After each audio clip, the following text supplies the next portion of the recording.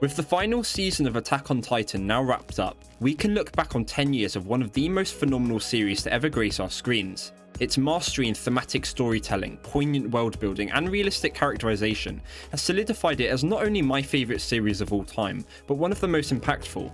And one thing that I can safely say drew our attention were the openings. Some like Gurren no Yamiya were bombastic rock fests filled to the brim with patriotic imagery and nationalist might. Some like Red Swan were somber, designed to make us yearn for simpler times, whereas the likes of My War and Rumbling were sobering portrayals of mass destruction and the dangers of militarism. Attack on Titan's last opening, very creatively named The Last Titan, encompasses all of these themes, and the vocals are done by Linked Horizon, which I promise in no way makes me biased. Whilst it may not be the most visually complex, it is in my opinion the best final opening Attack on Titan could have, and in this video I'm going to analyse it frame by frame.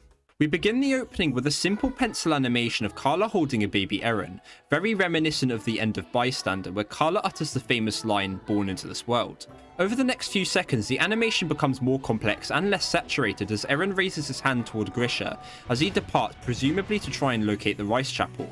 The initial storybook style depicts the scene as a memory, and as the frame falls out of focus, the brief silhouette of Ymir Fritz flashes on screen, reminding us that every action Eren would take was already predetermined from the start.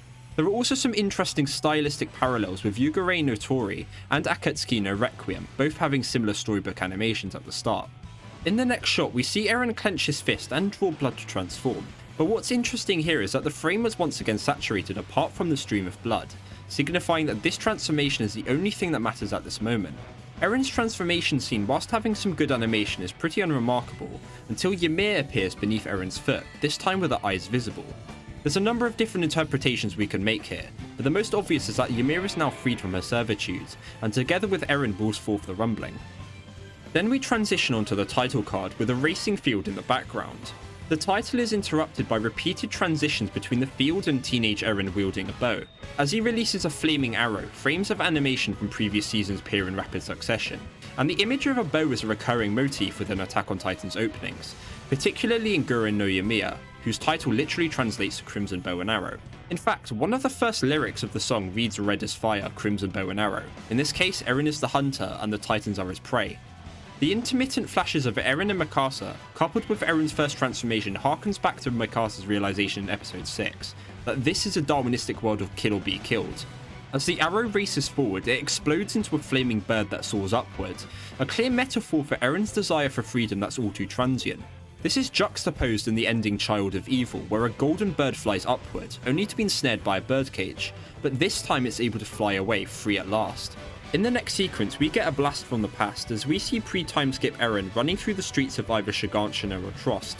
What's notable here is the choice of images that flash by in tandem as he runs, the corpses of the old Levi squad and those killed by Annie and Stohess. It's through these deaths that Eren learns to rely on his own choices, a notion reinforced with the appearance of Sanes, who states that even if one actor is removed, another takes his place, and that new actor is Eren, who himself becomes a devil, ending in the deaths of Bertolt and Willy Tybur.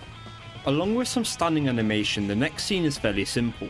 Eren rushes forward to attack the Colossal Titan, but is crushed underfoot as the camera zooms upwards to give us a bird's eye view of the rumbling. This marks the end of the old Eren, who was only ever driven by his desire to slay all the Titans, and the next segment is where it becomes even more interesting. Post-timeskip Eren stands alone in the Paths dimension as memories of past events are superimposed onto the screen, and vanish as soon as they appear. I couldn't really discern any specific patterns of these memories, but if we look very closely, Eren is moving erratically as if bombarded by these memories. Just before his final conversation with Armin, Eren stated that as he holds the coordinate, past, present and future become one. The rapid flurry of seemingly random memories complements this as Eren is then whisked away as he tries to grab onto something, perhaps a last vestige of agency. The Attack Titan then returns in the next shot, releasing a massive roar. In Norse mythology, the scream is the source of words and matter that created the world, much like how the scream is the main tool of the founding Titan to control all subjects of Ymir. Toward the final third of the opening, we get some cool looking character shots as the camera gradually pans across members of the Alliance. Once again, there aren't any deep undertones here, the characters are grimly contemplating their upcoming struggle to stop the rumbling, but one thing that does stand out is the lighting. As the camera transitions from the warriors to Yelena Onyakapon and the Survey Corps members, the light becomes clearer, symbolising a rising hope that the situation will somehow work out. And call me a sucker for cool anime shots like this, but I love this one here of Mikasa, just so well done. As we reach the climax of the OP, we get the obligatory character team set up with the Alliance on full display. But here is where we get to my favourite part of the entire opening. With tears in her eyes, Mikasa launches herself at Eren, blades drawn in a striking parallel to the end of Gura no Yamiya where Eren tries to attack the Colossal Titan. This scene is a testament to the circular storytelling that Attack on Titan is so good at. After Mikasa lands the finishing blow, we get a few more character transitions until we land upon the final shot. Kid Eren and Ymir Fritz look out at the rumbling's aftermath, the culmination of everything the story has been leading up to. We finally get to see the scenery that Eren had strived for. And with that, we've analysed the final opening of Attack on Titan, one that encapsulates the series' core themes and shows its evolution in just a minute and a half.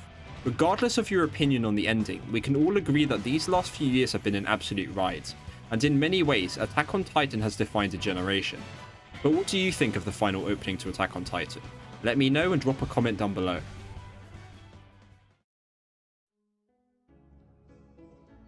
If you've managed to make it this far, thank you so much for watching. Stay safe and don't forget that the final villain of Attack on Titan was this horse all along.